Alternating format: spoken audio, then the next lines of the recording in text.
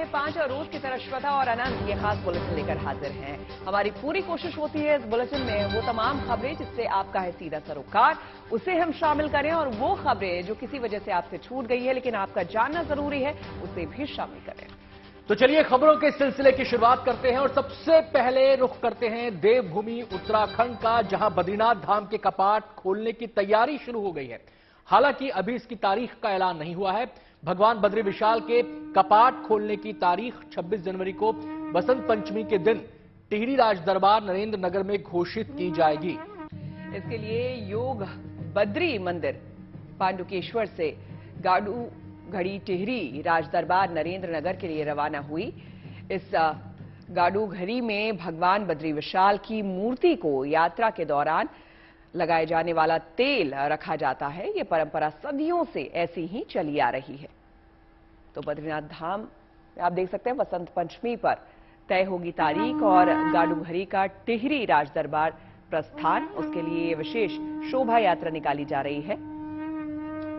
और श्वेता, जब बद्री विशाल के कपाट बंद होते हैं उस समय भी एक धार्मिक प्रक्रिया विधि विधान के तहत ही कपाट को बंद किया जाता है। पहले आसपास के मंदिरों के कपाट बंद होते हैं, उसके बाद आखिर में बद्री विशाल के कपाट को बंद किया जाता है। और जब कपाट खोलने का समय आता है तो उससे पहले भी तमाम धार्मिक अनुष्ठान किए जाते हैं। उन अनुष्ठानों को पूरा करने के बाद ही कपाट खोलने की प्रक्रिया शुरू होती है। फिलहाल तारीख का लोगों को इंतजार है कि इस बार कौन सी तारीख को कपाट खुलने जा रहे हैं। वैसे आपको बता दें कि मई के महीने में आमतौर पर कपाट खुलने का समय होता है, लेकिन तारीख निश्चित की जाती है उससे पहले, और ये तारीख बसंत पंचमी के मौके पर निश्चित की जाएगी। बसंत पंचमी के दिन भगवान बद्रीनाथ जी के कपाट खोलने की तिथि निश्चित होती है। उससे पूर्व जो गाड़ू घड़ा है वो गाड़ू घड़ा जो सिमट स्थित नरसिंह मंदिर से पांडुकेश्वर जाता है और पांडुकेश्वर से फिर नरेंद्र नगर में राजमहल में वो पहुंचता है और वहां पर तेल पिराई का कार्यक्रम होता है।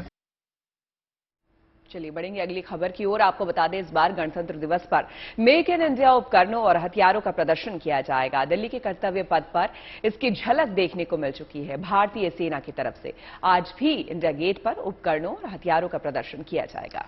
Equipment and weapon display function में भारतीय सेना की तरफ से आकाश प्रक्षेपास्त्र यानी कि मिसाइल, ब्रीजिंग सिस्टम सबका प्रदर्शन किया गया। इस मौके पर सेना के जवान भी इन उपकरणों और हथियारों के साथ मौजूद दिखे। आपको बताएं कि जोर शोर से गणतंत्र दिवस परेड की तैयारियां चल रही हैं।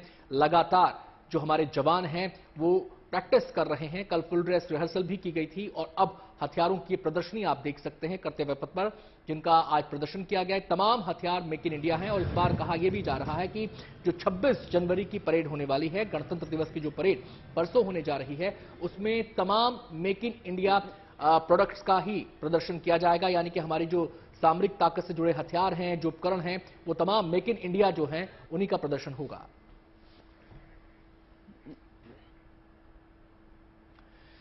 गणतंत्र दिवस की तैयारियां पूरे जोश के साथ देश में दिखाई दे रही हैं। जम्मू कश्मीर के कुपवाड़ा में महिलाएं और लड़कियां इन दिनों तिरंगा बनाने और सिलने के काम में जुटी हैं।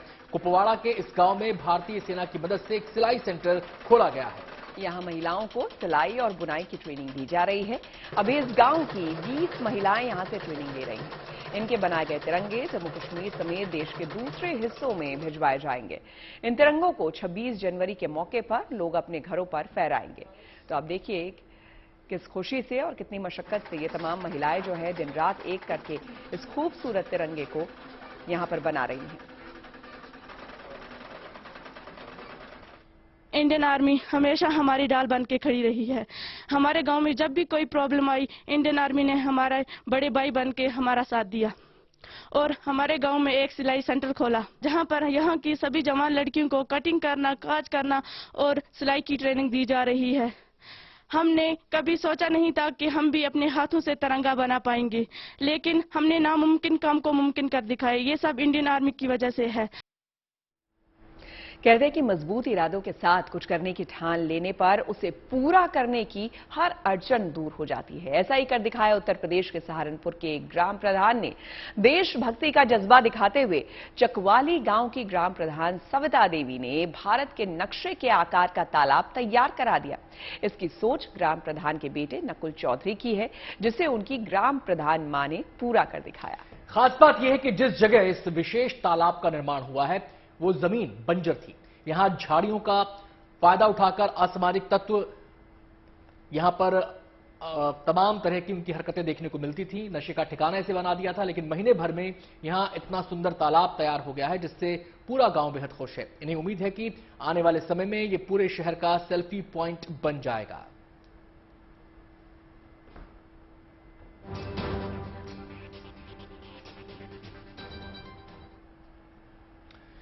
गणतंत्र दिवस के दिन विद्या की देवी मां सरस्वती की पूजा भी है। बिहार में बसंत पंचमी के दिन धूमधाम से इसका आयोजन होता है। छपरा में इसी को लेकर मां सरस्वती की मूर्तियों को अंतिम रूप दिया जा रहा है। छपरा के श्यामचक मोहल्ले में मूर्तिकला से जुड़े परिवारों की मूर्तिकला की सबसे बड़ी विशेषता इको फ्रेंडली मूर्तियां हैं जो पर्यावरण के अनुकूल हैं। मिट्टी, बांस, पुआल, जूट की रस्सी और हर्बल रंगों के इस्तेमाल से बनाई गई ये मूर्तियां आसानी से नष्ट हो जाती हैं। कोरोना के चलते पिछले 2 साल से त्योहारों की रंगत फीकी पड़ गई थी, जिसका असर इन मूर्तिकारों पर भी सीधा सीधा पड़ा था। लेकिन इस बार इन्हें अपना कामकाज अच्छा होने की उम्मीद है। इस इलाके के रहने वाले सभी मूर्तिकारों ने 5000 से भी ज्यादा मूर्तियों का निर्माण किया है। एक मूर्ति की कीमत साइज और भव्यता के हिसाब से 500 से लेकर 5000 रुपए से भी ज्यादा होती है। तो आप बेहद खूबसूरत मूर्ति देख रहे हैं जो कि विद्या की देवी की मूर्ति यहां पर बनाई जा रही है।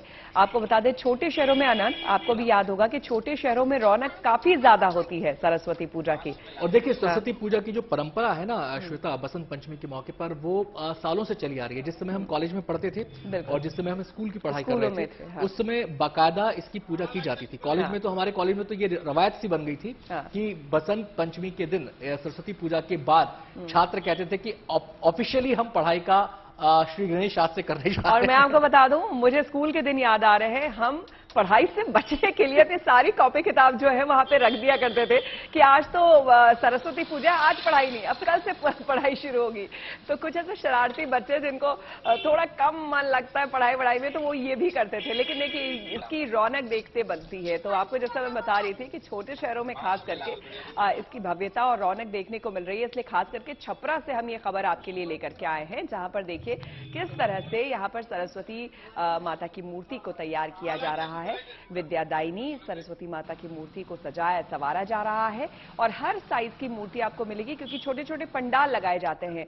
तो छोटे पंडालों में छोटे आकार की मूर्ति लगती है। कई स्कूलों में सरस्वती जी की मूर्ति जो है वो स्थापित की जाती है, कॉलेजों में स्थापित की जाती है। बाकायदा पूजा पाठ वहां पर जो छात्र हैं, जो टीचर्स हैं, वो मिलकर के करते हैं और इस दिन की रौनक जो है वो देखने लायक होती है। इस बार 26 तारीख को सरस्वती पूजा है, यानी कि गणतंत्र दिवस भी हम मनाएंगे और सरस्वती पूजा भी। रुक करेंगे अगली खबर का। हिमालय में ग्लेशियर के खत्म होने के बाद लद्दाख में सर्दियों के दौरान पिछले कुछ साल से आर्टिफिशियल ग्लेशियर और आइस स्तूप बनाने की पहल हो रही है। कृत्रिम ग्लेशियर से यहां बर्फ का निर्माण होगा। इसके जरिए सर्दियों में बर्बाद होने वाले पानी को संग्रहित करने में मदद मिलेगी, ताकि गर्मियों में पानी की कमी पूरी की जा सके। लद्दाख में ऊंचाई वाले ज्यादातर गांवों को पानी की भारी किल्लत का सामना करना पड़ता है, विशेष रूप से अप्रैल और मई के 2 महीनों के दौरान, और इसके चलते फसलों को पानी देने में ग्रामीणों को दिक्कतों का सामना करना पड़ता है। इन सबसे निपटने के लिए ये आइस स्तूप बनाए जा रहे हैं और उसमें ऐसी तकनीक का इस्तेमाल किया जा रहा है कि इससे जो पानी निकलेगा उसका इस्तेमाल पीने के लिए भी किया जाएगा और खेती किसानी के काम के लिए भी किया जाएगा। आपको बताएं कि जो लद्दाख के ऊंचाई वाले गांव खासकर हैं, वहां पर एक संगठन है, उसकी पहल पर, उसकी मदद से ये आइस स्तूप बनाए जा रहे हैं और बाकायदा इनको पाइपलाइन से जोड़ा गया है जिससे कि पानी की सप्लाई हो सके, खेतों तक पानी पहुंचाया जा सके, लोगों को पीने का पानी इसके जरिए मिल सके।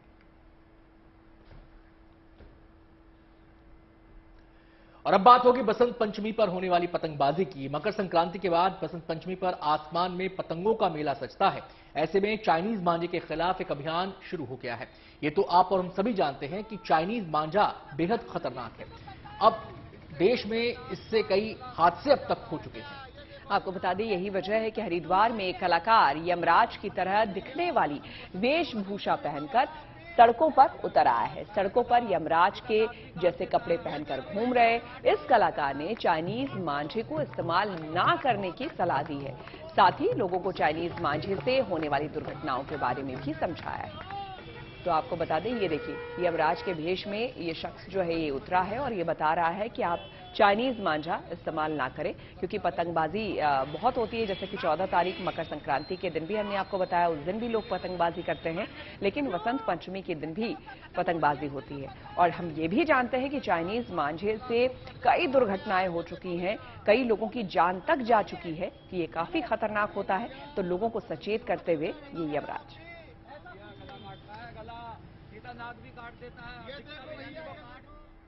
और उत्तराखंड में चीन सीमा से सटे गांव में रहने वाले रंग जनजाति के लोगों ने अपनी सभ्यता संस्कृति को बचाने के लिए अनूठी पहल की है। अब रंग जनजाति के शादी विवाह समारोह में शराब के साथ ही डीजे भी पूरी तरह से बैन करने का फैसला लिया गया है। यही नहीं, 1 रुपए शगुन देकर दूल्हा और दुल्हन का मुंह टॉफी से मीठा किया जाएगा। उत्तराखंड के पिथौरागढ़ में रहने वाले रंग जनजाति ने अपनी सभ्यता को बचाए रखने के लिए ये पहल की है। धारचूला में रंग समुदाय से जुड़े कई गांवों के लोगों ने एक साथ बैठकर यह फैसला लिया कि अब से उनके विवाह समारोह में आडंबर नहीं होगा, शोशेबाजी नहीं होगी, फिजूल खर्ची नहीं होगी और पारंपरिक गीत और वाद्य यंत्र बजाए जाएंगे। नियमों को न मानने पर 55,000 रुपए का जुर्माना भी वसूलने का नियम रंग समाज की ओर से बनाया गया है। यानी कि कोई शख्स अगर दहेज लेता है, दहेज को बढ़ावा देता है, तो उस पर यह जुर्माना लगाया जाएगा। इसके अलावा कोई शख्स अगर उन नियमों को तोड़ता है जो इस शादी समारोह में बनाए गए हैं, इसके लिए बनाए गए हैं, तो उस पर भी जुर्माने का प्रावधान रखा गया है। आपको बताएं कि पिथौरागढ़ के धारचूला में जो 6 गांव पड़ते हैं, करीब आधा दर्जन गांव जो है, उन सब ने मिलकर एक पंचायत की। पंचायत करने के बाद रंग जनजाति के लोगों ने ये फैसला लिया और इस मुहिम का जो मकसद है वो ये है कि जो संस्कृति है, जो लोक संस्कृति है, लोक परंपराएं हैं, उनको सहेजा जाए और आडंबर से दूर रहा जाए।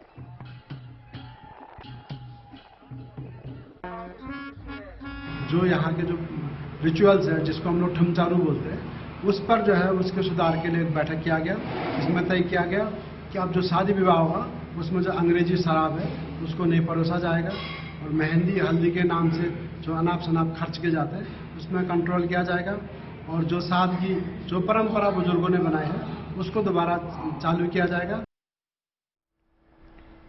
कश्मीर में इन दिनों कड़ाके की ठंड पड़ रही है, लोगों का घरों से निकलना मुश्किल हो रहा है। खेलकूद और मनोरंजन के ज्यादातर जो आयोजन हैं वो भी ठप से पड़े हैं, लेकिन ठंड के इस मौसम में वहां के लोगों की मौज मस्ती जारी है। इंडोर गेम के जरिए लोग अपना मनोरंजन कर रहे हैं। ऐसा ही एक कार्यक्रम श्रीनगर में भी हुआ, जहां लोक कलाकारों ने परफॉर्म किया। इस कार्यक्रम में बड़ी संख्या में युवाओं ने भी हिस्सा लिया। यहां नाटक पेश किए गए, संगीत कार्यक्रम हुआ, उभरते गायकों ने अपना हुनर दिखाया और डांस प्रतियोगिताएं भी हुई। तो देखिए किस तरह से जम्मू कश्मीर में माहौल बदल रहा है, किस तरह से यहां पर कलाकार अब निकल कर आ रहे हैं, स्टेज परफॉर्मेंसेज हो रहे हैं जो कि लोगों का मन मोह रहे हैं।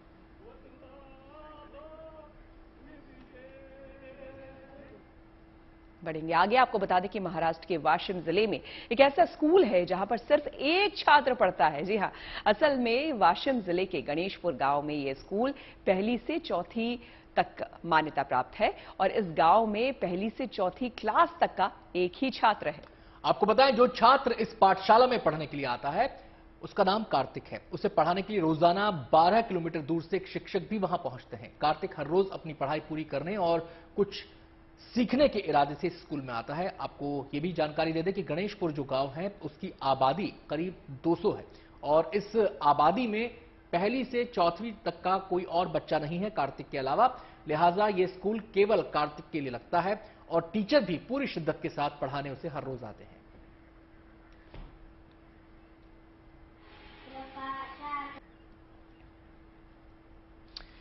रुख करते हैं अगली खबर का। ई कॉमर्स कंपनी अमेजॉन ने भारत में अपनी एयर सर्विस लॉन्च की है। ये एक एयर कार्गो सर्विस है जिसकी मदद से कंपनी खरीदारों को जल्द से जल्द सामान की डिलीवरी कर पाएगी।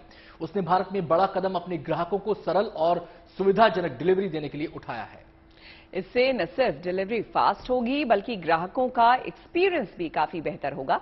असल में कंपनी ने सर्विस के आने के बाद अब ग्राहकों को अपने प्रोडक्ट्स के लिए लंबा इंतजार नहीं करना पड़ेगा, इसलिए इसे लॉन्च किया है, बल्कि उन्हें पहले से कम समय में ही डिलीवरी प्राप्त करने में मदद मिलेगी। क्या आप बता सकते हैं कि कोई कलाकार लगातार कितनी देर तक तबला बजा सकता है? हम आपको बताएंगे और मिलवाएंगे ऐसे ही एक कलाकार से। पंजाब के बटाला में रहने वाले अमृतप्रीत सिंह ने 120 घंटे तक लगातार तबला बजाया। उन्होंने ये कारनामा कर अपना नाम India book of world records में दर्ज कराया है। अमृतप्रीत ने 31 दिसंबर की सुबह 11 बजे से 5 जनवरी 2023 की सुबह 11 बजे तक तबला बजाकर यह रिकॉर्ड अपने नाम किया है। अमृत अब लिम्का बुक ऑफ रिकॉर्ड में और गिनीज बुक ऑफ रिकॉर्ड में अपना नाम दर्ज कराने की तैयारी कर रहे हैं। अमृत ने 9 साल की उम्र से तबला सीखना शुरू कर दिया था और रोजाना 6 से 7 घंटे तक वो रियाज करते हैं। बेटे की इस उपलब्धि से उनका पूरा परिवार खुश है।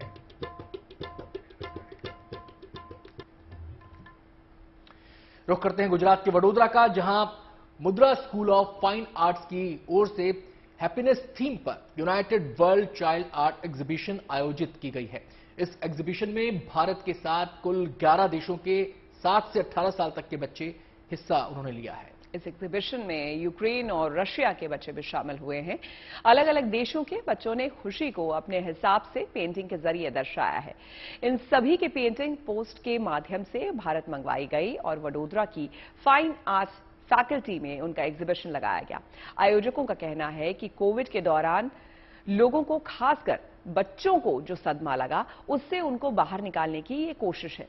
इसमें यूक्रेन और रशिया जिन देशों के बीच फिलहाल युद्ध का माहौल है और वो लोग इतनी यातना में जी रहे हैं, उन बच्चों ने भी हैप्पीनेस यानी कि खुशी को पेंटिंग्स के जरिए दर्शाया है।